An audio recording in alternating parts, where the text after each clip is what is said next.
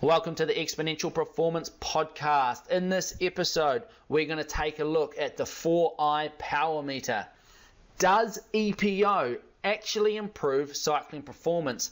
We've got some new research that may suggest otherwise. Lessons from the lab. Are you setting yourself up for injury? Never, ever, ever give up. Lessons from life. We've got an interview with up-and-coming multisport and adventure racing athlete Isla Smith. Plus, we've got some Q&A about chest pains on the mountain bike and what do you do when the shit hits the fan. Let's get into it. Welcome to the Exponential Performance Podcast. Join sports scientist and performance coach Maddie Graham to find out how to train smarter and maximize your performance no matter who you are. Welcome to the Exponential Performance Podcast. Thank you very much for joining me. My name's Maddie Graham, and over the next, it'll be about 60 minutes today, we're going to dive in and take a look at how you can train smarter to maximize your performance, no matter who you are, no matter what level you are at. Before we get started, I just want to cover a few housekeeping things so you can get the most out of this podcast. Now, if you're listening to me right now, you have obviously found this podcast somewhere. Well done on that. Just a couple of the platforms that I am on. I am on SoundCloud, so make sure you get over and subscribe to SoundCloud. This is where I upload the podcast to first. This is where everything's hosted. So if you are subscribed to SoundCloud, as soon as I upload this podcast, you will get a notification that I've uploaded it so you can get into the content early. The second place that I upload it is YouTube. So if you are a YouTube listener, a big shout out to you because I've got a big following on YouTube through my channel anyway. And there's a lot of views and listens, I guess, coming in from YouTube. So thank you all the YouTube listeners out there. If you aren't subscribed to my YouTube channel, make sure you get over there because I've got a lot of other videos on there aside from this podcast that cover training, nutrition, racing information. So get over and check that out. I am also now live on Stitcher Radio, which is a very cool app that you can have on your phone. And if you subscribe to this podcast, it will come and give you updates every time it's uploaded as well. And then the other platform that I am on as well is Pocket Cast, which I believe is for iPhone users. And I am working on getting the process sorted for iTunes. So that's where I am. Make sure you subscribe. Please give me a thumbs up if you're enjoying the content. Leave a comment about what you liked in the podcast, what you found useful, what you'd like to hear more of, or just leave a comment to say hi. I really appreciate those. Please, I want to hear from you guys. I want to hear from you guys about your questions you have about training, about racing, about anything I can help you with. Ideally, I really want to get these in voice message or voice recording forms so that I can play them back here on the podcast and then answer them. That way it's just not my voice rabbiting on. We've got some other voices in there as well. I've been getting a lot of questions via email, which is great. Thank you very much for that. But what I am going to do is prioritize the voice questions over them when those voice questions come in. So if you want your question answered, send me in a voice message. And the way you do that, scroll down to the bottom of the website where this podcast is, the Exponential Performance Coaching website, and then click on the record button. There's a little green box down there with some red arrows pointing to it. Click record. Say your message, whatever that might be, that question, ask it. Tell me a little bit about yourself, where you're from. It's always interesting hearing where you listeners are. Hit stop, and then what will happen is that down the bottom, there's a wee button to click saying, are you happy with your recording? Click yes, and then what will come up is, how do you want to send it to me? Click the email button, put in the Exponential Performance Coaching email address, which is exponential.performance@gmail.com. This will all be on the website, so you can just copy and paste it. Bang in your email address there and send it through to me. Now what I'm going to do is for every voice message that I receive, I'm going to give you free access to my Performance Temple ebook. Now the Performance Temple is a performance template that I've put together that is a way of structuring your training, no matter what training you're doing, to get the most out of yourself. Now there is a free download of the Performance Temple, which is just a bit of an introduction to it, and I'll post a link in the show notes below for that. But what I want to do is, if you send in a voice message, I'm going to give you the extended version of the Performance Temple, which is a paid edition. So you're going to get this free if you submit a voice question. So please do that. I want to hear from you. Now, just to follow up on a couple of things from last week's podcast, I had a lot of feedback about the Garmin heart rate problems. A lot of people saying I've had the same problems as well, and then a couple of little pro tips and workarounds for those that are having problems. So a lot of people said I found it better when I took my heart rate strap into the shower and gave it a wash after every session, or put it in the washing machine, obviously taking off the little sensor that's on there, just putting the soft strap in the washing machine and giving that a wash. So definitely it seems that keeping your heart rate strap clean helps with the problem. But I found that strange because I keep mine pretty clean, still had the problem. And then, so if you are having troubles, give it a wash, see how it goes. The other thing that came out of it, which was very cool actually, because I hadn't actually thought of it, was, I probably shouldn't have said that, I should have said I thought of it, but I didn't think of it. So thank you for the two listeners that sent in this. Because Garmin runs on an Ant Plus network, you can use any Ant Plus heart rate strap or any Ant Plus device to feed back into your Garmin.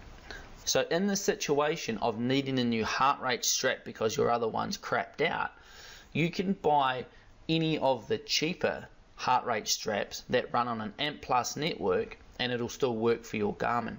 So I think someone said that they were using the Cat Eye heart rate strap, and it retails for a lot less, almost half I think it was, compared to the Garmin heart rate strap.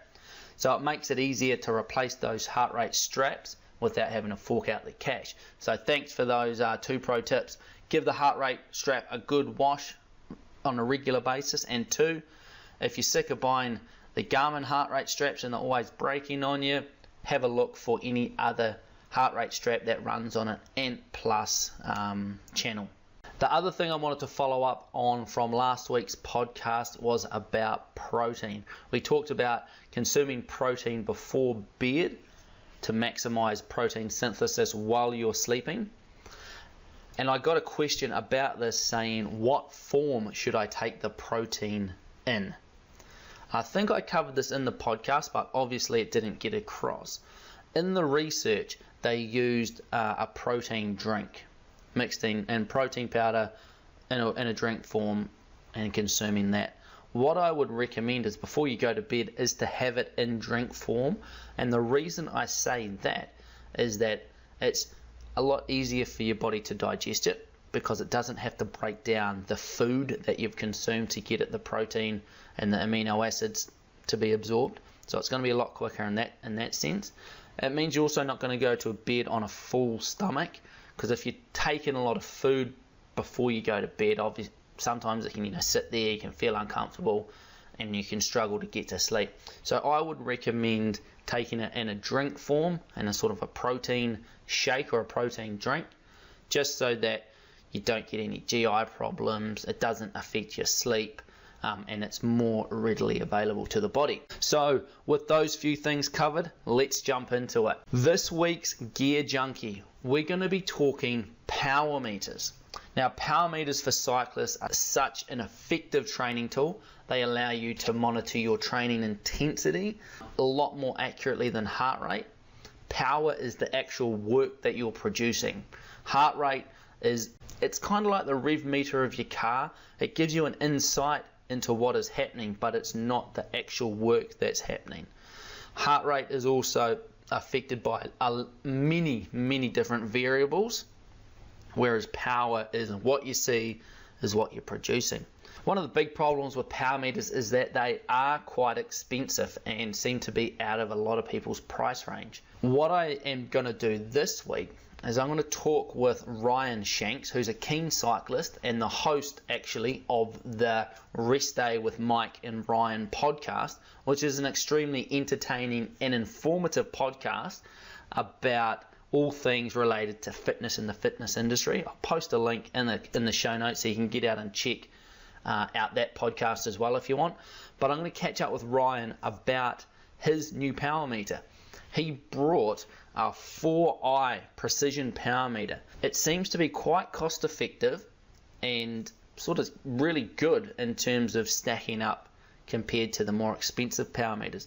So let's jump into that call, and we're talking with Ryan Shanks about his new power meter. Just as a side note, Ryan's not sponsored by 4i. He brought this purely because of the research he did. So we're not trying to sell power meters here. We're just trying to give you a bit of an insight into some different gear. So here we go.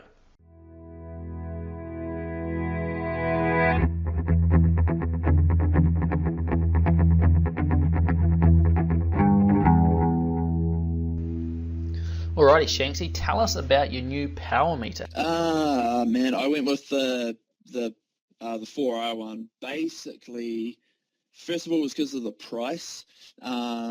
I was going to go with the Stages just because it seemed to be the most popular left arm power meter. And then a mate of mine who's a pretty good cyclist was like, dude, get the 4i one. And so I sort of checked it out, and I went on their actual website, which I seem to never do, because you get it faster from eBay or something. So anyway, went on their website, and it was like, it'll ship the next day. The shipping cost was next to nothing, something like, it was like $12, $15 or something for a power meter from wherever they are. And yeah, it seemed to do the same thing. All the reviews were really good for the left arm crank. So I went with that one. What did they end up coming in as price wise? I paid, I think it was $730 for the unit, and then yeah, 10 to $20 of shipping. It was in crazy cheap shipping, but yeah, so it was a lot cheaper than I thought a power meter would be. So it was quite nice. Yeah, mate, that's really well priced. What does the Stages come in at? Yeah, the Stages was upwards of $850, so it was an extra $100, just standard price. And then I don't know what the shipping was either. So the cheapest Stages, which is not the model that I was looking for. I was looking for the Ultegra, and I think the cheapest Stages was the 105, if it was something like that. But yeah. I mean, they're still under 1,000, which is like sort of their claim to, being really cheap, but they're still a lot more expensive than the 4i. Man, that's such a good price in terms of, like SRMs. Double that price, if not more. Oh yeah, they're up there. I was never going anywhere near something like that. So it was quite interesting talking to people that, you read reviews online and stuff, but people that having opinions on it also changes it. Sort of people that you think are, they're good riders, and they say like, man, you should try 4i. Like, I've had really good experience. And then you hear with the Stages, other people have had bad experiences, like, sort of in the wet, or they're not good connecting to certain head units and stuff like that. So, and I was pretty much sold on the Stages, because that was the only one. Not being cycling not being my sort of most natural, my number one sort of sport, I was kind of oblivious to a lot of the other options. And then, yeah, when 4i got made, I found out about that. It just seemed like the better option so yeah, I sort of dove in and went with that one. So this is crank mounted. Do you get a new crank, or do they mount the power meter to your crank? Yeah, well, you can do it either way. You can send them your original crank, and they'll put the power meter on there. Yeah, you can do that with both sides as well. So you can send them single side or your whole crank set for the double sided. They'll install it and send it back, or you can buy the new crank arm or the new crank set. And I bought the new crank arm. It ended up being, it was obviously a lot faster, and it only ended up being, I think, like $50 less than if I'd sent mine away and got it sent back. So I was like, well, for waiting 3 or 4 weeks, I think $50 extra just to get the new crank arm's worth it. So. And so the actual unit that you get added to the crank, is it like 9 grams? That's how much it weighs. 9 grams, is it? I've definitely felt that extra weight riding around. Basically up a lot of hills. I've definitely felt that on the bike, but just having the no, it's in all seriousness, you look at it and it's just nothing. Like it's a tiny little. I don't even know how to describe it. Like a little box with a wee battery in it, and then it's 9 grams, so it's nothing. How long have you had it now, and have you done much riding in the wet with it? How does it hold up in terms of its waterproofness? I've had it about 6, maybe 8 weeks, so 2 months. I haven't ridden in the wet with it yet. No, I haven't. You don't even ride in the rain, do you? I do. You're a fair weather rider. But I just tend to have not. I just haven't ridden in the rain with it yet. I think it's going to rain tomorrow, man. I can do it up. You mentioned that some of your guys that you ride with have them as well. Have you heard anything from them about any dramas with water tightness or anything? Case, the guy who recommended it to me, he's got a 4i, but he's got the double-sided version, so the whole shebang. But he said it's pretty much perfect. He doesn't have any problems at all with it. So that's the only other person I know with the 4i, but it seems to be all good.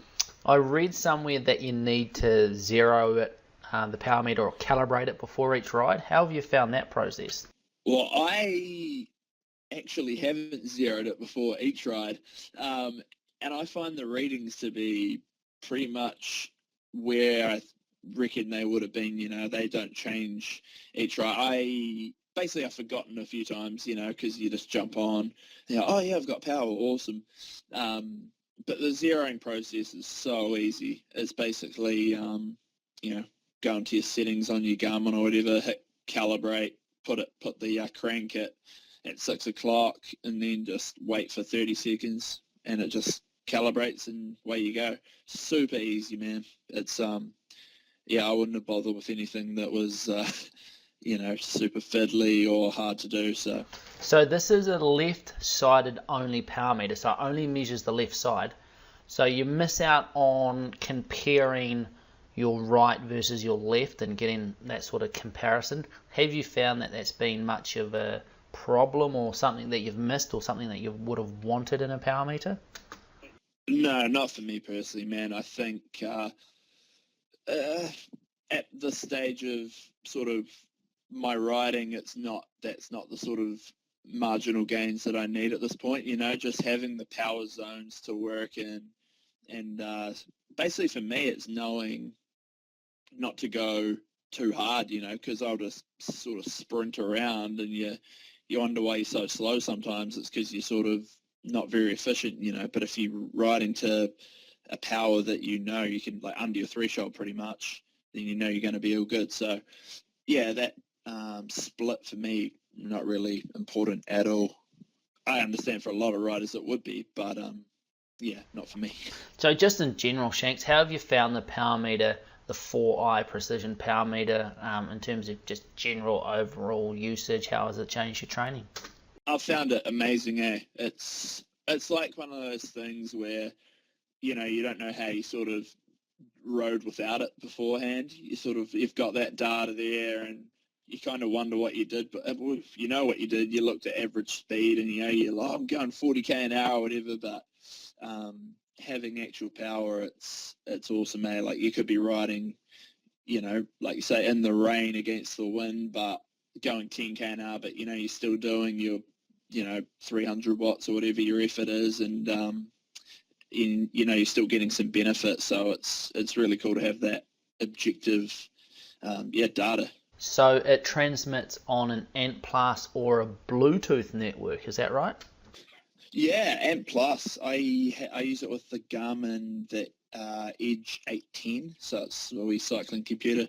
That's what I was going to say. You can use it with Bluetooth on their app. So you don't even have to have a head unit. You could just have like a smartphone. I was thinking about it. Like, you could have an old like iPhone 4 and just have the 4i app on it and chuck that on your computer.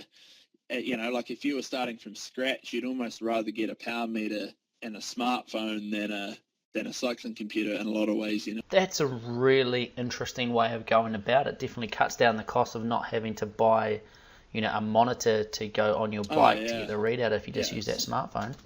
Exactly, man. That's I guess like the Garmin gives you the fun stuff, like you put on Strava and all that, but I mean, at the end of the day, that power is what's going to make you go faster objectively with your with your riding. So, yeah, it was an interesting thought. But yeah, you wouldn't want to buy a power meter and the Garmin all at once. You'll be out of pocket pretty quick. Well, mate, thanks for sharing your insights on your new 4i precision power meter. We'll potentially have to catch up in the future, a bit of a long-term review, see how it's holding up after a bit of abuse. 100%. I haven't done the old FTP test yet, so have to get I've been riding, you're sort of guessing and getting some objective stuff, but when you get those zones and stuff, I think that's really when it will come into its own. So yeah, after I do that, it'll be good to let you know how I find that. Alrighty, mate. Thanks for your time, and I look forward to catching up in the future. Thank you, Matty. See you later, mate. Bye.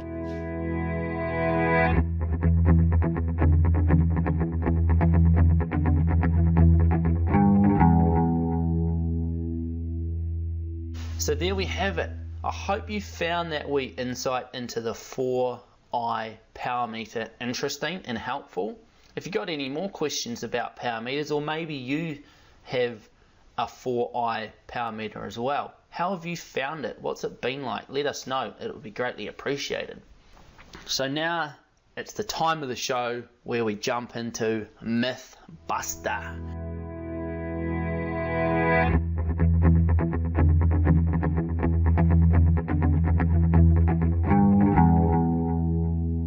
Now this week it's not actually full-on Mythbuster, but what it is a very, very interesting bit of research that come out about EPO and cycling performance. Now EPO is erythropoietin, which is a hormone that's secreted in the body that produces new blood cells, and cyclists have been using EPO, injecting it artificially for many years, with the thought that it improves cycling performance due to the increase in red blood cells that it produces. Now, some research has just come out of the Netherlands from the Centre of Human Drug Research, and what they're saying is that EPO may not actually improve cycling performance at all, which, if it doesn't, is mind-blowing, and it's really just incredible. I don't really know what to say actually, but this is crazy actually. It's just crazy. So what happened is this research group got 48 well-trained Dutch and Belgian cyclists that volunteered for this experiment, and they had to surrender their racing license to their clubs that they raced with, because they were going to take a banned substance for this research. And the cyclists were quite well trained. They all had very good power to rate ratios, and they had to ride at a certain level to be accepted into the study. So these weren't untrained people, these were trained cyclists. So there were 48 of them. They were recruited into the study, and then half of them were given EPO and half were given a placebo. And they were given these dosages over 8 weeks. After this 8 weeks, they did a performance test that was very, very real world specific. What they did was a 130 kilometer ride, which ended in a performance test up Mont Ventoux in France, which is a very famous climb that is often included in the Tour de France. And what they found, and it shocked everyone really, and they still are sort of scrambling to figure out what this actually means, is that there were absolutely no significant difference in the time to the top of the climb between those that were given drugs, the EPO, and those that were given the placebo or were riding clean. So the people that were given EPO, they were obviously injected with EPO, so they knew they were getting EPO, or they thought they knew they were getting it. The people that were given a placebo were also given an injection, but it did not contain EPO. So they didn't know whether or not they had EPO or they didn't. So the placebo effect here sort of gets cancelled out. And it's a very robust way of researching. So the results from this are quite credible, and it's coming from a very well respected research facility. Since this data has been released, it's been analysed and it's been sort of scrutinised quite heavily. It is not yet published in a peer reviewed scientific journal. That will come, but at the moment this is sort of a pre-release, just letting people know. So this isn't proven research yet. It hasn't been through the peer reviewed cycle, and it will be very interesting what comes out of this. It is really interesting because cyclists that have knowingly taken EPO have always, or have often said, that they feel much stronger after they take EPO, that they feel stronger when they're climbing, when they're riding. But during this experiment, cyclists were questioned about this, how do you feel? And none of them ever reported feelings of unusually enhanced power or endurance. So it is potentially that all of the EPO that people take for cycling is just a placebo effect in the real world.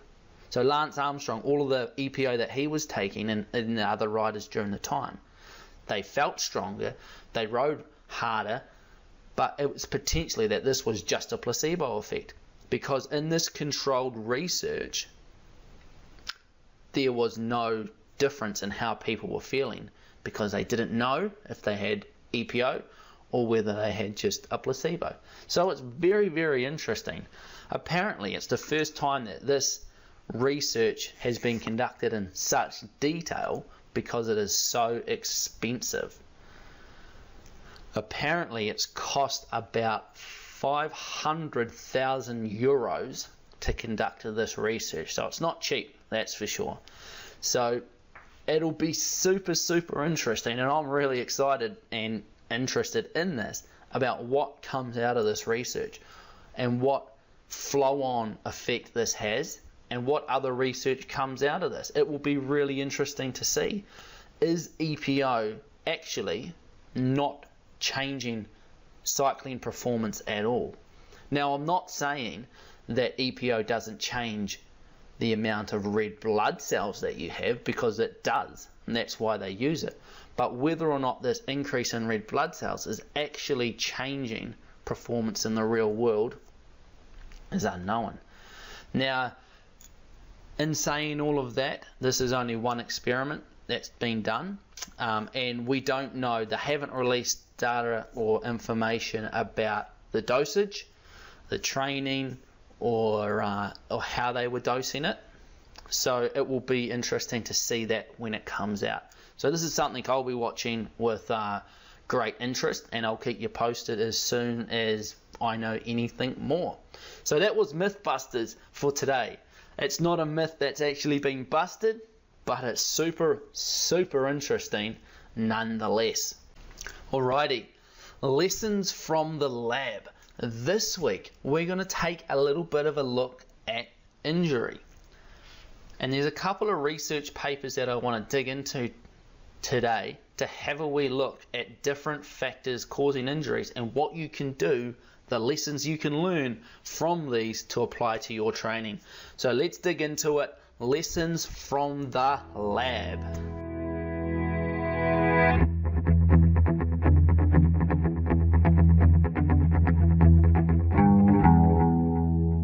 So some interesting research investigating training-related risk factors of overuse injuries. It was carried out in Finland, and it took 446 of Finland's top male and female endurance athletes. These were swimmers, cross-country skiers, long-distance runners, and what they found was some interesting results. It was found that athletes who had less than 2 recovery days per week were 5 times more likely to get an overuse injuries compared to those that had more recovery, which is quite interesting because normally in training programs there is 1 recovery day a week is sort of standard. In that same study, it was also found that athletes who trained more than 700 hours per year, which equates to approximately 13.5 hours per week on average, they were 2 times more likely to sustain an overuse injuries compared to athletes who trained less. So thinking about those two, how does your training stack up with those? Do you have 1 recovery day per week, or do you have 2, or do you have 1 complete recovery day and then a sort of lighter day? Depending on the athletes that I work with, I sort of balance it around that mark somewhere, depending on who they are, their training level and what their goals are. But 1 complete recovery day per week is a must-have. And then potentially another lighter training day in there somewhere.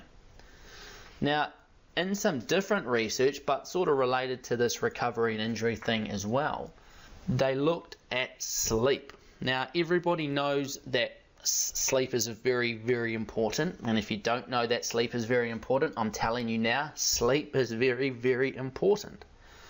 But just how important sleep is for injury is something that we didn't really know. It looks like sleep is a really, really important risk factor in managing and preventing injuries.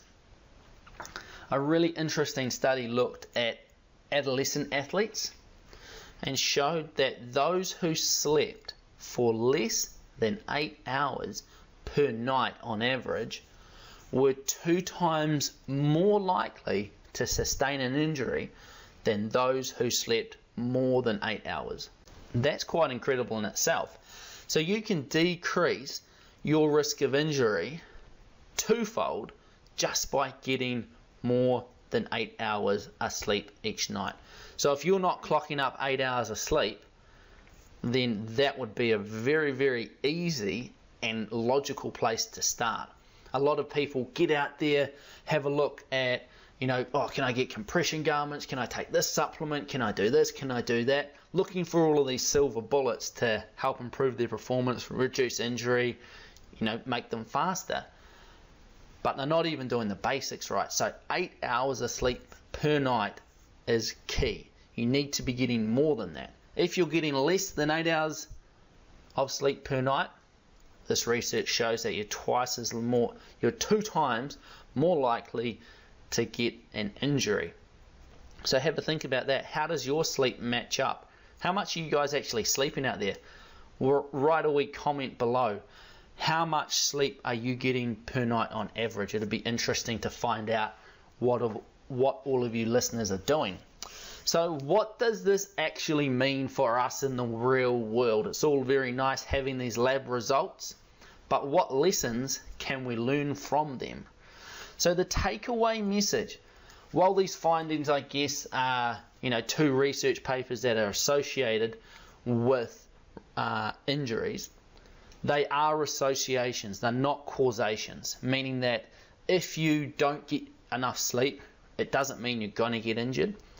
But what it means is that in general, if you're not getting enough sleep, it is going to start creeping in there, the likelihood that you can improve your risk of getting injured, if you like, increase your risk of getting injured. So it's not just about training more, as that first research article told us. It's about training more effectively and potentially a little smarter, balancing that training and recovery. So if you're training 13.5 hours a week or more, which a lot of endurance athletes are, then you need to pay particular attention to your recovery, your mobility, your stretching, your nutrition, your hydration, and your sleep to support that training that you're doing. When you're planning your overall season and build-up, make sure you take into consideration not only your training, but also all of the other factors in your life. Because what you'll probably find from these results in the real world, if you're training more than 13.5 hours a week, which is a pretty solid training load, that it's not just the training that's getting impacted, it's the sleep, because you're juggling work, you're juggling potentially study with family, and while you're getting in the training, you're not getting in the stuff that supports the training, you're not getting in that recovery. So have a think about that.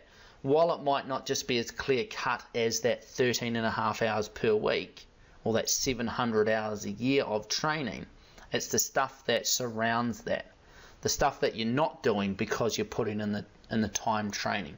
So it's not just about not training more to not get injured, it's potentially the things that are missing out because of that training you are doing.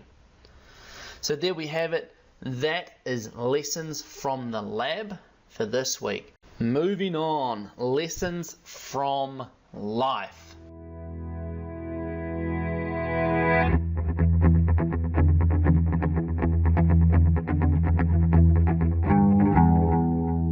At the moment, if you don't know, there is a race called the Indy Pack. It is 5,500 kilometres. It goes from Perth, Australia, all the way across to Sydney, Australia, from the Indian Ocean over to the Pacific Ocean, hence the name the Indy Pack, the India Pacific Wheel Race. Now there are about 70 crazy mofos out there at the moment on their bikes doing this event as we speak. And a lot of people will think about this event and they'll go, oh well, they probably have a support crew. No, they don't have a support crew at all. Ah, that is interesting. They have to carry all their crap with them. They have to carry their sleeping gear, their food, their water, everything with them. And then people think, oh, that's probably, not that bad. It can't be that hard. The sections of road that they're riding through the outback of Australia are just incredibly isolated as well. There's hundreds and hundreds of kilometres go by without any towns, no resupply options. This is such an extreme event to be doing. And what I wanted to talk about today, because I've been watching this with great interest. I am an avid ultra endurance, self-supported bikepacking type cyclist, having done a number of brevets, self-supported brevets, and the Tour of Aotearoa, which was 3,000 kilometres self-supported on a mountain bike. The Indy Pack is something that intrigues me, and I've been watching it with great interest. So if you haven't watched this or didn't know it was on, get over, I'll put the link in the show notes, get over and check it out, because each of these riders have a little GPS tracker on them and you can see exactly where they are along the route. Now these guys and girls are ripping it up. They're riding upwards of 300 to 400 kilometres per day. There are no sleep limitations, so a lot of them are riding through the night, getting 1 or 2 hours of sleep every 24 hours. They have to carry all their own gear, like I said, and be completely self-sufficient. A lot of them are just sleeping on the side of the road in a bivvy bag. Some of them are checking into motels along the way, but it's absolutely crazy. So get over and check it out because it's incredible. But what the Indy Pack really demonstrated to me over the first couple of days was about never giving up. Even within the first 48 hours, there were a number of people that dropped out of the race. And whether that was because of injury, the weather was atrocious by the look of it over the first day. But there was a lot of people pulled out. And what it did was, for the people that just kept going, it instantly bumped them up the standings. It wasn't a case of they had to ride faster to get better. They just had to keep riding, and people would drop out and they would get a better position. So never giving up is such an important lesson, I think, not only for an event such as the Indy Pack or the Tour of Aotearoa, or all of those other, big, long endurance events, but just life in general. And it's all about just taking one more pedal stroke. As that pedal comes up to the top, just push it down again. As it comes back up to the top, push it down. As it comes back up to the top, push it down. Endurance events, and I guess life in general, really reward those with the mental toughness to, excuse my language, but harden the up and keep going. And one thing that I always see with the athletes that I work with is those that are successful and destroy their own and other people's preconceived conceptions about them are those that are able to keep going when the going gets tough. It's all about just driving forward when things get hard, not only during a race but in training. Because when we race, it's only ever such a small proportion of the time compared to the preparation phase for the event. You can be training for months, years even, for an event. But when it comes to the event, it's only such a short time in comparison to what we train in life. What I wanted to do today is really developing this concept of hardening up and just pushing through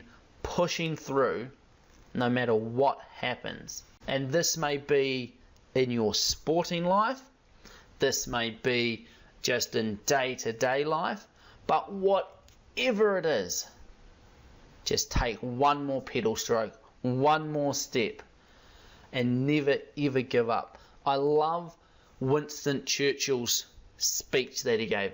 This is how the story goes anyway. He stands up in front of this big hall at this school full of students, and he stood up to give a speech, and what he said was, never give up. And then he walked back to his seat and sat down, and the principal of the school looks over. He sort of stands up and goes over to the lectern and says, thank you very much, sir, for your speech. Do you have anything to add? And Winston Churchill stands back up, walks back over, and he looked out into the audience, and all he said was, never, ever, ever give up, and sat back down. How true that story is, I'm not exactly sure, but what it does is it gives us that importance of just relentless drive to keep pursuing whatever you are pursuing. Now, it is very easy to lose motivation, or that motivation lags, and it's so easy to pull that pin and give up. And I often get emails from people saying, things didn't go very well this week, I lost my mojo, whatever it might be. How do I get it back? And I think the number one thing is always go back to the start. Why did you start this thing? What is the overall goal here? If you haven't written your goal down, then it's not a goal, it's just a dream. So always write your goals down so that you can go back and look at them and know exactly why you are where you are. Why did you sign up for this thing? Why do you still have 3,000 kilometers to ride your bike? Why is this so hard? Why am I going to do it? Why am I going to not give up? Why am I going to keep going? So always go back to that original goal. Keep your eye on the prize. Keep it laser focused and keep going. One more pedal stroke. one more step. If you keep going, you will be rewarded, because these events, as with life, really reward those people who keep going no matter what. Sure, you might need to stop, have a drink, have something to eat, refocus, but do that and then keep going. Don't say, I'm going to quit now, pull the pin, and then stop, have a drink, have a rest, because usually after you have a rest, have a drink, have something to eat, you feel good, you're ready to go again. So, lessons from life for this week are coming back to the Indy Pack Ultra Endurance Cycling event that's happening right now in Australia, 5,500 kilometres from Perth to Sydney. Once this thing is over, I'm going to try and get some of these riders on the podcast to have a talk about their experience, because it is unbelievable, this event. But keep going. Never, ever, ever give up. There it is, lessons from life.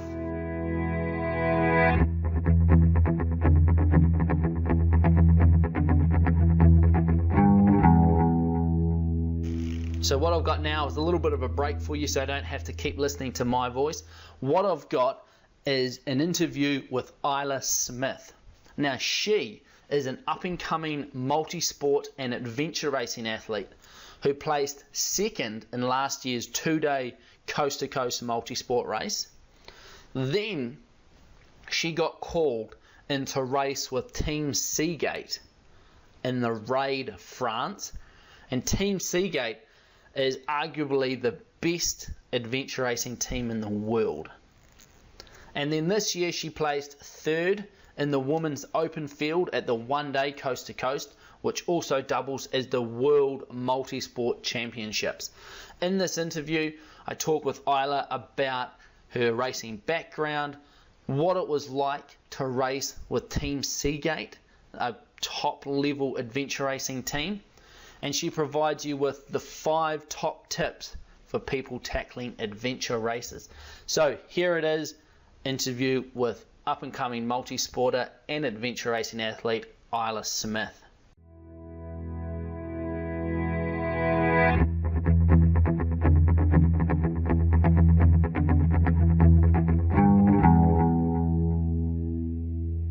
Let's start off just by telling me a little bit about your background. How did you get into multisport? What sort of caught your fancy about it all, and how did it all begin?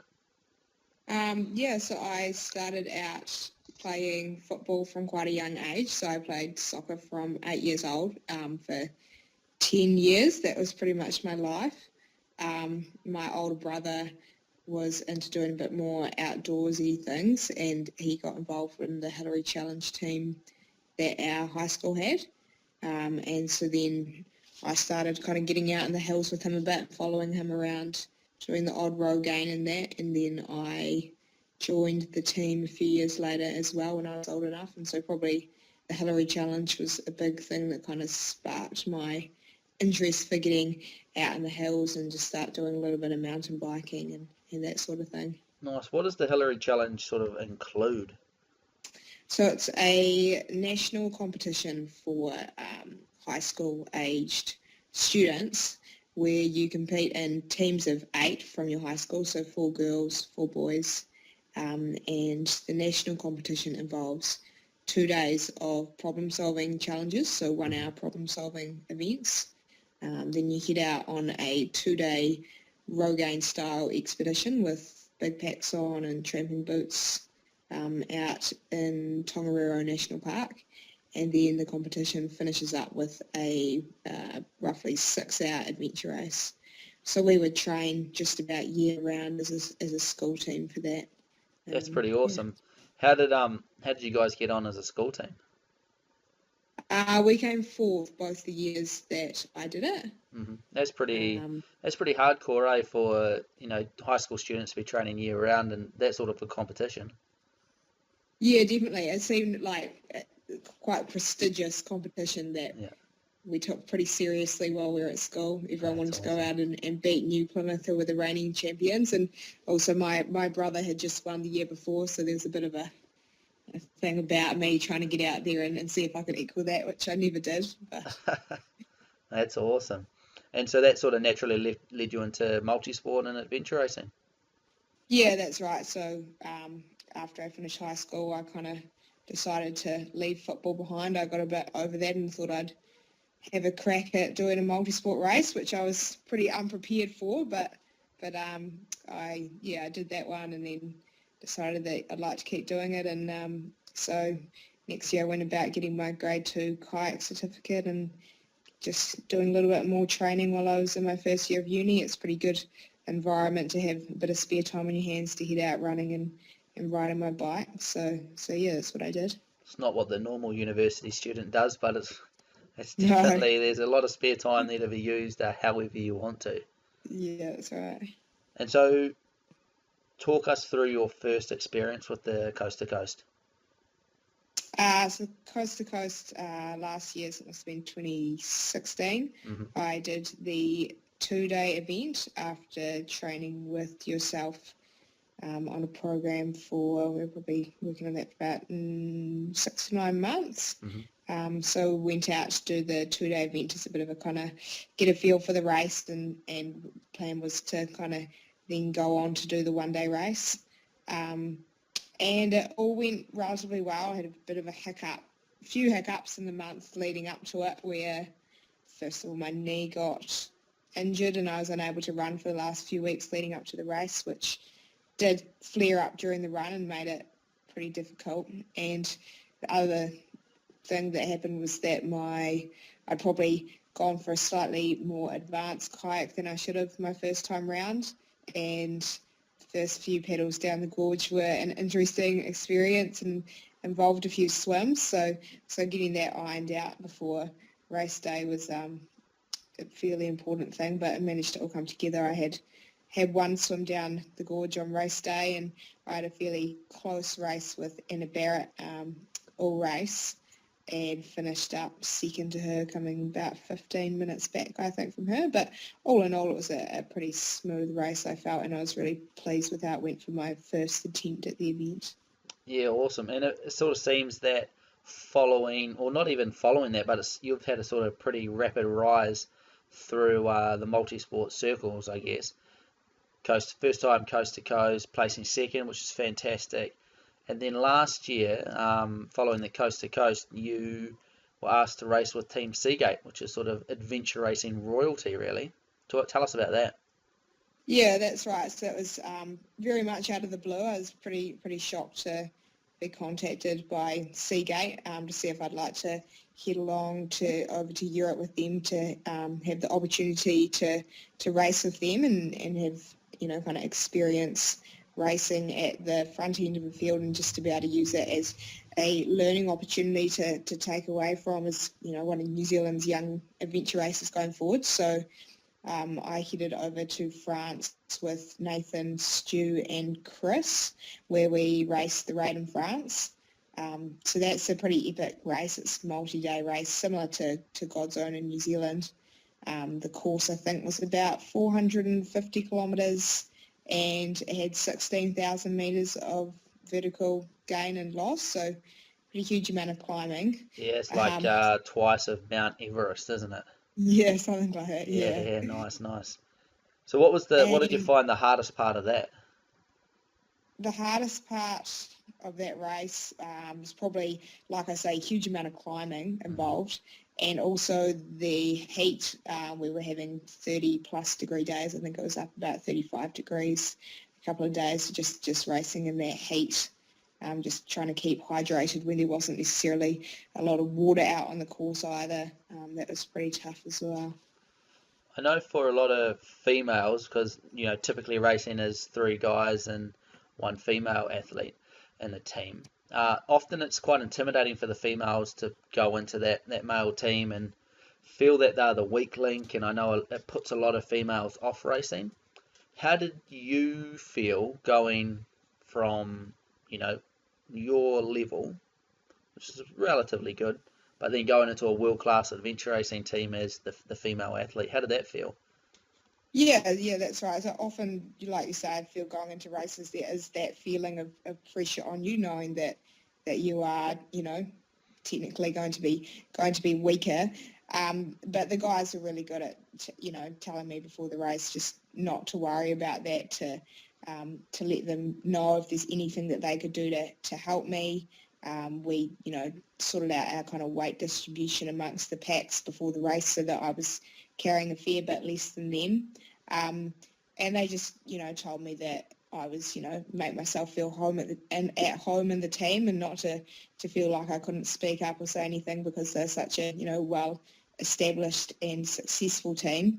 And that, that really helped me. They also said, didn't bother them whether they won the race or not. And, I didn't need to worry about that sort of thing, to just go out there and just try and enjoy myself. And so the way that they did that just made me feel right at home, and just to kind of ease those nerves a bit.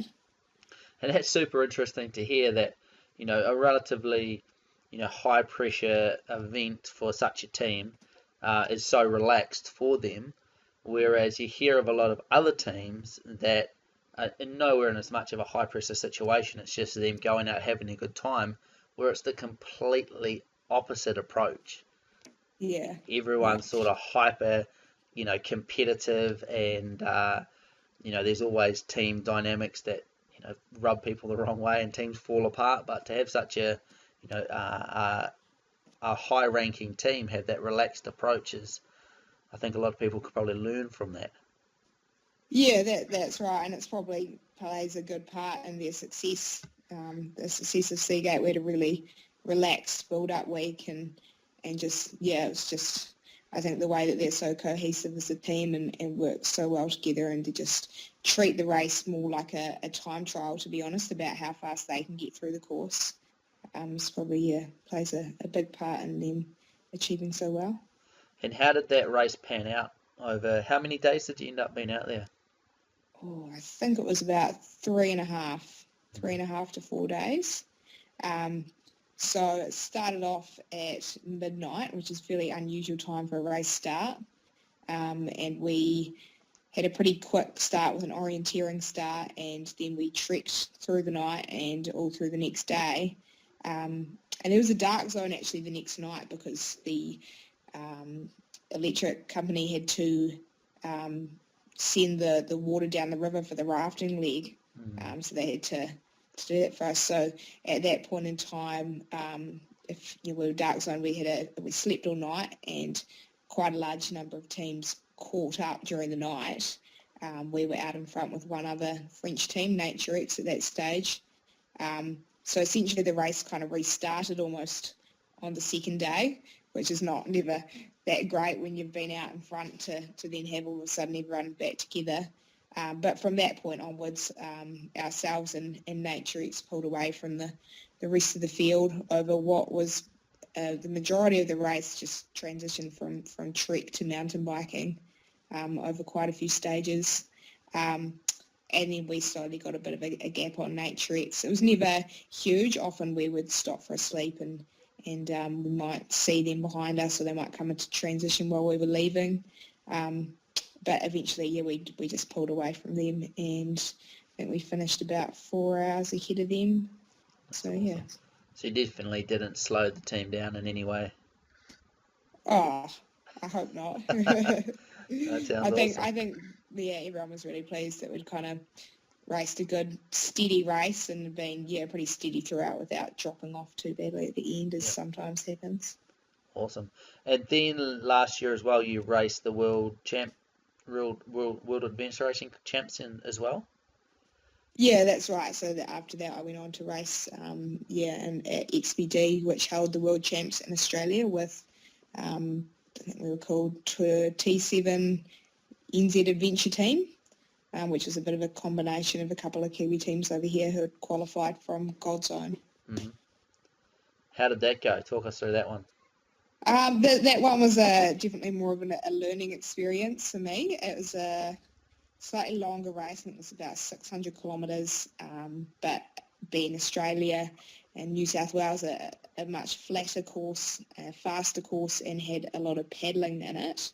And to be honest, that started really well for us. We kind of worked our way into it, and we're racing for the first couple of days quite comfortably within the top 10 teams. There was a lot more running happening on the treks, being flat, sandy beaches and kind of Australian forest.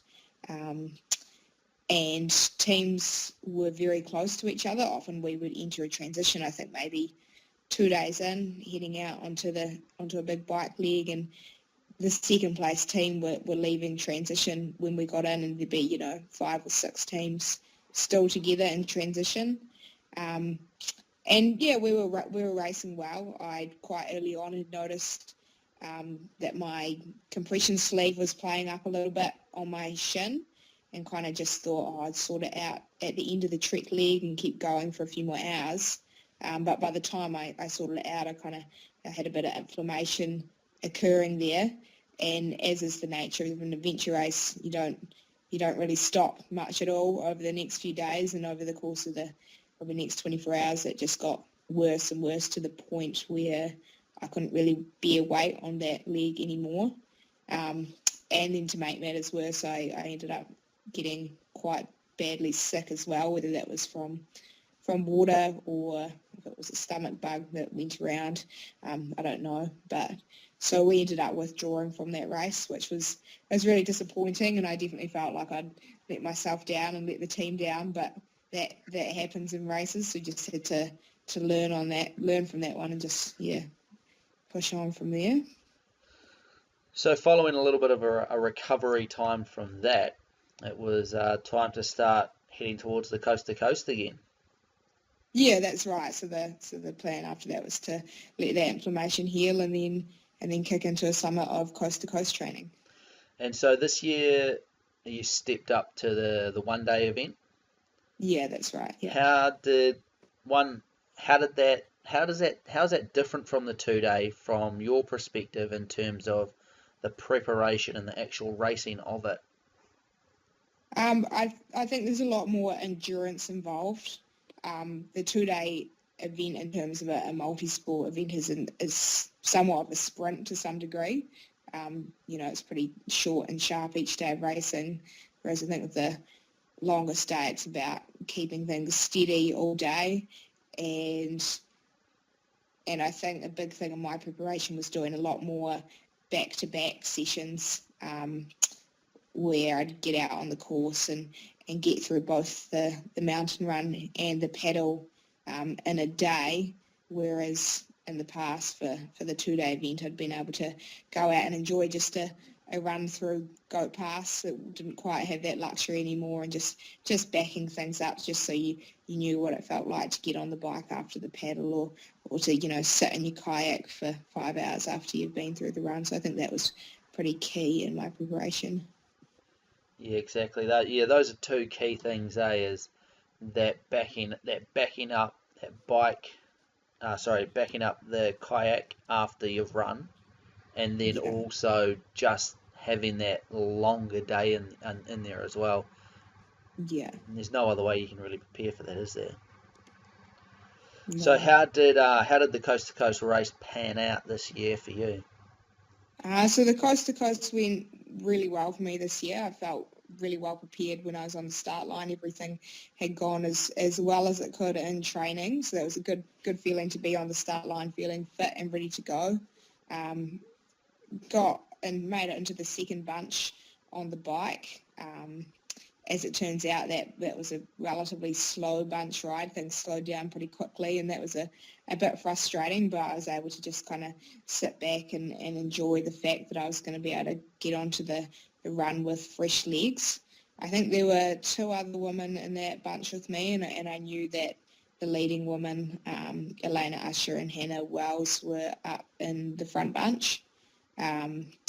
So I had that in the back of my mind, but my big thing about the day was going out there and focusing on my own race and just getting through the course as fast as I could. So got off the bike and onto the run and just headed up steadily up the pass, up towards Goat Pass, and just that was my plan, was just to keep things really steady and not to overdo it up there. And that's what I did. At the same time, I kept checking, my splits on my watch, and was pretty surprised at how well I was running through there compared to what I'd normally go through there in and what I went through last year in. And yeah, just that whole run, I was just really feeling on form and just running well technically through there. And I got passed by Robin Owen towards the top, a South African. She's a top runner, and so that didn't worry me too much. I thought, well, she can run through there that fast, and that's fine. She can head off. And came out the other side, and I was really stoked with my run time. I took 20 minutes off last year's run in the 2-day event when I thought I'd had a pretty good run. Yeah, and I caught huge. Hannah. Yeah, so I was really wrapped with that. And I thought, oh, if everything else goes wrong today, at least there's one positive. Caught Hannah in transition as we jumped onto the bikes, and then she pulled away from me on that ride and ended up getting into the boat a minute or two ahead of me.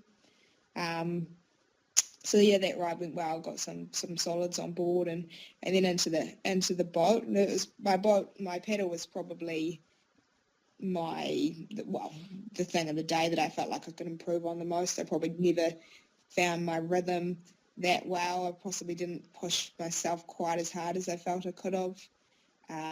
Didn't always take the greatest braid choices, but in saying that, it all went pretty smoothly. I had a smooth trip down there, and I probably hit a bit of a wall when I hit Woodstock, so with about an hour to go, I think a bit of a headwind crept in, and I was just craving a bit more solid food, and so that was a bit of a crawl to get in. It was a bit of a relief to get into Gorge Bridge and see the support crew and a few friends that had come along to support me, so it's nice to see them there, and I was sort of dreading the ride home, but probably the benefit of adventure racing and spending those long days out training really paid off. By the time I got my bike and a few K, and all of a sudden everything started feeling pretty good, so I was able to ride really hard home, knowing that Hannah wasn't too far ahead of me, and I picked off a few guys on the way. I think I passed 3 or 4 guys, and yeah, had a really solid ride, and ended up finishing about 40 seconds back from Hannah, so close, but not quite. So I came home in 4th place, and I think I was 3rd open woman. And all in all, I was really, really pleased with how my day went. Yeah, and again, it's such an awesome progression from the 2-day, first ever coast to coast 2-day into the 1-day, and such good performances throughout. So, and still being so young as well, the ability to improve from here is still huge. So the future looks exciting. Yeah, I'm excited about it. And then you had a quick turnaround, 2 weeks to be exact, for Godzone. That's right. Yeah, probably not really the ideal recovery time, but we made it work. How was the body feeling standing on the start line in Queenstown for the Godzone adventure race? All in all, it was pretty good, I think. In some ways, it meant just 2 weeks meant I didn't really have to try and get out and start training again at all. It was just a weekend of full-on recovery, and then the next week was spent just doing a couple of really easy rides and short runs. And I think on the Thursday before the race, I got out for an hour and a half on the bike, and everything was feeling pretty good. And so I think on the start line, I was feeling really good and really relaxed in some ways, probably the most relaxed, and looking forward to excited about it as much as I was nervous to get started. So yeah, I was feeling pretty good on the start line. Awesome. And when that hooter went and you guys headed off, how did everything go? It all went, it played out really well for us. So I raced with a team was called the Sneaky Weasel Gang, which is Nice. a name that turns a few heads. So a relatively young team, and there's no real expectation on our shoulders or anything to perform that well. We weren't, in anyone's picks to do too well, but we kind of headed out with a confidence in knowing that if we worked well as a team, that we had the potential to definitely be in the top 10, and just to give it our best crack and focus on ourselves and see what we could do. So we hit it off pretty quick. The first stage was a sort of a multisport stage around Queenstown, and I think pretty early on we found ourselves kind of up and racing in that top 5, which was really encouraging for us, and was probably really the theme of our whole race, just being really kind of encouraged by the teams that were around and how we were racing. So I really enjoyed the whole course around Queenstown. It's really my most enjoyable adventure racing course to date. Nice. Just a lot of good fun single track mountain biking, backcountry mountain biking out on the other side of Wakatip, and some really good technical trekking legs. And like I say, I think we pushed each other well as a team to really go out there and race that terrain as much as we could and push each other hard, and ended up, I think we dropped off the pace a little on the last day. A few sleep monsters crept in and everyone was feeling pretty sore, but we managed to hold on to fifth place and come home in 3 days and 16 hours. So all in all, it was pretty successful. That's fantastic. I think you need a well-deserved rest now. Bit of an off season. Yeah, that's the one. Yep. Before we start cracking back into things. So if you had to think, Isla, about your top 5 pieces of advice that you could give to other athletes out there training for an event such as Godzone, what would they be? Top 5. 5, okay. Godzone's very, like, the nature of the terrain it's very technical. A very small amount of your time when you're trekking is actually spent on trails. So for that, my advice would be to get out with a pack on your back and the shoes that you're going to race in, so that you don't end up with blisters on race day, and just to get off trail, and just learn how to trek on that really technical terrain, on sidling around and the alpine terrain. Mm-hmm. Probably my advice for mountain biking is something similar, and as someone once told me, is get your mountain bike and take your mountain bike somewhere that you shouldn't be mountain biking and can't mountain bike. Learn how to carry your bike on your back, how to push it through the bush, because in reality there's a high probability that you're going to spend a fair bit of time walking your mountain bike and carrying it on your back. Yeah, sounds like there was quite a lot of that in this year's Godzone. Yeah, there was one fairly big saddle that we had to climb up that no one was going to be riding up there. So yeah. Awesome. So we've got tip number 1, get off track for trekking. Tip number 2, don't go mountain biking, just go out and carry your bike. Tip number 3. Number 3, something that I've learned is probably take the time to look after yourself. So whether that's, well, it involves a whole range of things, but look after your feet. I've, before every race, I'll spend the week beforehand putting Journey Goo on my feet to kind of give them a bit of a water repellency before we start, and then just taking the time during the race whenever you stop to put baby powder on them just to dry them out, or to keep applying that Journey Goo. And just, take the time to put chapstick on, put sunblock on, to be eating, the right kind of food, and not in a way that's inefficient, but yeah, just really making sure you look after yourself so that you don't, get to day 2 and realise that your body's totally smashed.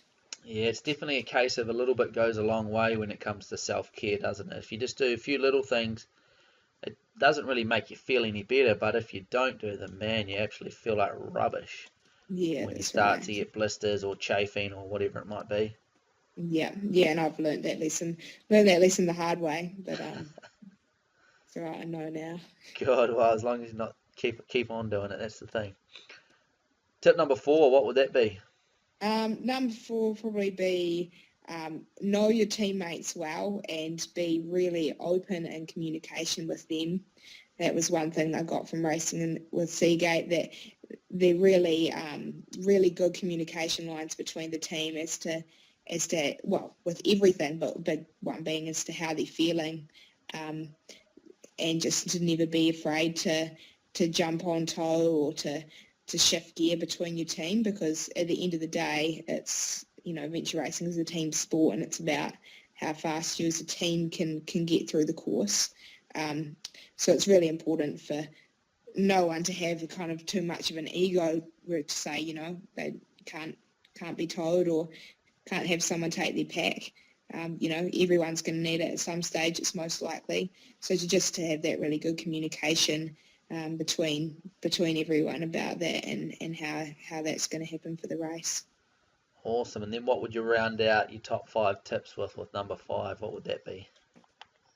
Number 5 is something I've learned, but it's not applicable to me in a way. It's probably the most important thing, is navigation is critical. So really dial in your navigation before the race, because I think you see it time and time again in every race, and that it's not necessarily about speed at which you're racing, because you'll find the speed between, your team that comes first or in your top 5 is not necessarily that much different than your team that comes midfield. But so often it's the navigation, just, if you're covering less ground, if you're going in the right direction, that's going to always pay dividends in the end. Yeah, it definitely helps to be racing hard in the right direction rather than hard in the wrong direction, isn't it? Yeah. No, that is absolutely fantastic. So what are the future plans from here? So from here, like you say, I'm taking a bit of a break at the moment, a bit of recovery, which, well, it is a break and it is recovery, but being an endurance athlete, it's hard to sit around and twiddle your thumbs. So just get out and do a few things just for fun, just as I feel, and enjoy myself for the next wee while, before getting back into nailing down into some training over winter, during the winter cross-country running season and a few local events before heading off to the adventure racing world champs in Wyoming in August. So that's something that I'm really looking forward to. And then most likely looking again at competing at the longest day in 2018. Nice. Thinking about the longest day in 2018, the Coast to Coast race, what do you think, as long as you don't let away too many secrets, what is going to be your approach to the race, or what are you going to change or be able to work on to better yourself for that race next year?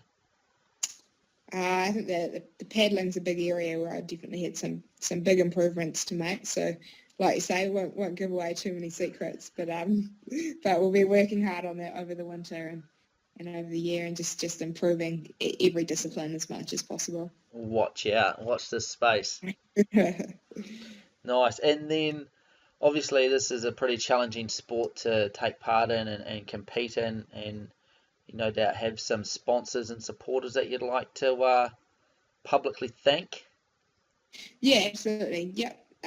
Probably first of all, my workplace, Optimal Performance. They're a physio in Christchurch, and they're really incredible in supporting me, and just with the flexibility that they give me to have the time to train and to go and race in events. And also they just do such a great job with their physio and massage and bike fits and the use of their gym, and just keeping my body all running as it should do.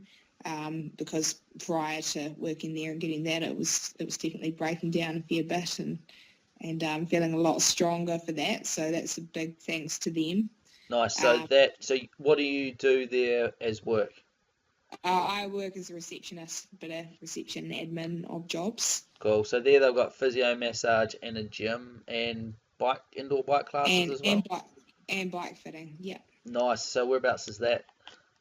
It's in Christchurch in Middleton. So I'm slightly biased, but I reckon they're the best in town. Nice. Get along there if you're in Christchurch. Yeah, and then also Torpedo 7 have really supported me just about since I started out doing multisport, and especially the bike shop there. The boys in the workshop are always super good at looking after my bikes, and they're especially good to me when I go on the week before the race and say, please help, this has gone wrong, which seems to happen too often. So yeah, big thanks to them as well. Fantastic. Well, thanks a lot, Isla, for joining us, and we look forward to following your progress this year, and we'll have to have another catch-up once you get a few more races under your belt. Yeah, it sounds good. No, thank you.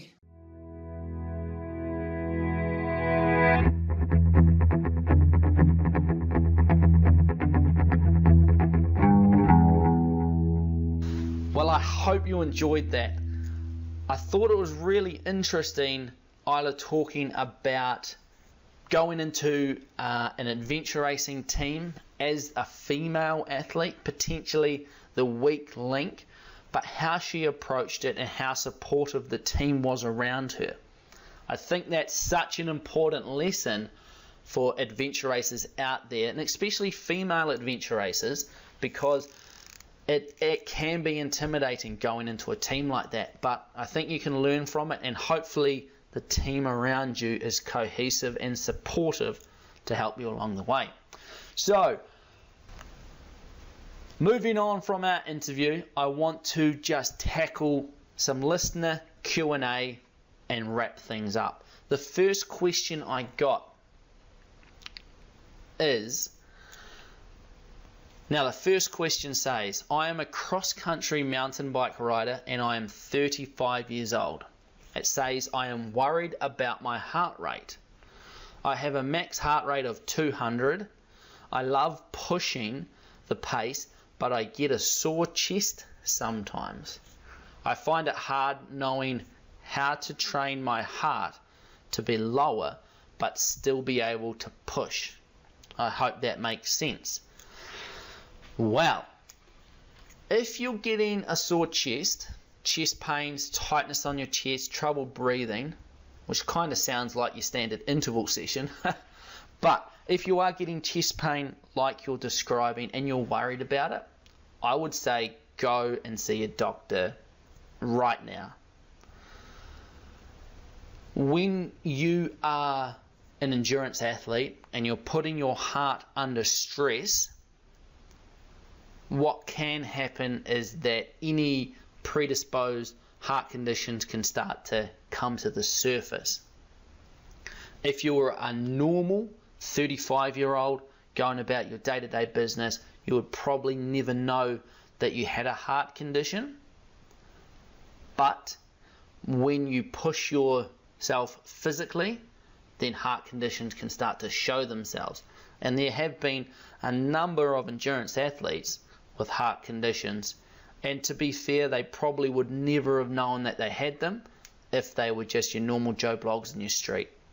So number one rule is, if you have chest pains, go and get it checked out, firstly by a doctor who will be able to refer you to a cardiologist. So how do you train your heart rate to be lower but still be able to push? This is all about developing firstly that base endurance, and then on top of that developing your anaerobic threshold. Now, it's not about training your heart rate to be lower, because what will happen is you'll find that it never gets easier, so to speak. You just end up going faster. So while your heart rate will be lower at an absolute intensity, let's say you're riding along at 100 watts, as your fitness improves, your heart rate at that sub-maximal intensity will drop in comparison. But when it comes to race day, or when it comes to doing your interval sets, you won't just go out and ride at that low intensity. You're going to ride harder. So there will be a decrease in your heart rate at a given intensity, let's say 200 watts, but when it comes to it, you're not going to just go that hard forever from that point. You're going to push as hard as you can, which will be higher absolutely, and you're going to feel the same. You're going to have to work as hard to get there. I hope that makes sense. I'm not sure if it did. I'm not sure if it even answered the question, to be honest. But what I would say is, if you're in doubt about these chest pains that you're getting, get them checked out so that you know 100% that it's not going to be a problem. Now, the second question made me laugh. And wouldn't it be so much better if these questions were asked in a voice message, and then I could play them so that it's actually the person asking the question's voice that you're hearing? So remember, if you do have a question, please record a voice message, email it through to me, and what I'm going to do is I'm going to send you a free copy of the Performance Temple Handbook as a thank you. So this next question made me laugh. If the odour make significant contact with the air moving rotating device. Now if you didn't get that, is if the shit hits the fan, how do I identify key sessions in my training week, those which are most important to achieve? So what happens when the shit hits the fan, things fall to pieces at work, things fall to pieces at home with the kids are sick, whatever it might be? How do you prioritize the training sessions that you've got to do? Which is a great question, and it's almost another lesson from life. What do you do when things start to fall to pieces on you? What I would suggest is, depending on your training phase, if you're in your base training phase, then the key sessions are going to be your long endurance sessions. So I would prioritize those. Depending on your training program, you're probably not going to be doing much intensity work during those times anyway. But if it's a case of not being able to get out for the required time because of time constraints, then scale things back and potentially look at pushing a bit harder. So less duration, push a little bit harder to make up for that lack of time. That's only if you can't get out for the required time. Then when it comes to your competition phase or your speed phase, when you're starting to build on that anaerobic threshold, the key sessions around this time are those higher intensity sessions. So if you have your sessions planned out and you can only do some of them because of the odor making significant contact with the air moving rotating device, then get out and focus on those high intensity sessions. Your interval sessions are key. So I would much rather see an athlete skip, say, a general session, maybe it's a steady state run or a ride, and instead complete their interval session because they don't have enough time, than the other way around. You're going to get the biggest benefits from the interval sessions. The steady state work is still in there for keeping that endurance volume topped up, but when push comes to shove, always try and complete those interval sessions over top of the steady state. The only caveat to that would be if the situation is such that you're extremely tired, you've been pushed extra hard at work, or you've been up all night, then if you are feeling under the pump completely, then a steady state session is going to help still get some training effect in there, but not push your already elevated stress hormones even higher. Or even just take a recovery day if needed. So I'll just recap on that because I rambled a little bit, I think. If it's your endurance, if it's your base endurance phase of your training, prioritize your endurance sessions. If you do not have the time to complete the required endurance sessions, you can just increase the intensity and decrease the duration, or you could split the endurance session in two, do half of it in the morning and half of it in the afternoon if that helps free up time.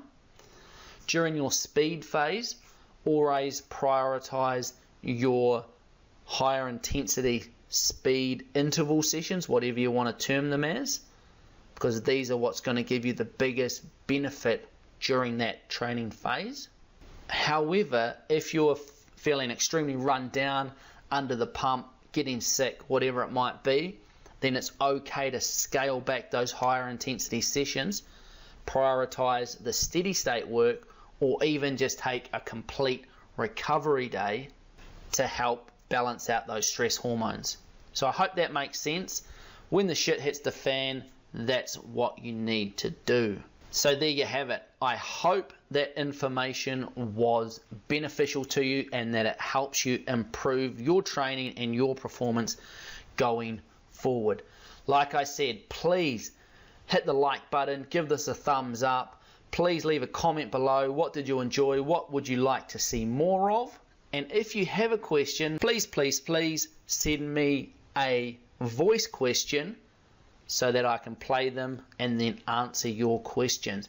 Like I say, I'm going to prioritize those questions over the written questions.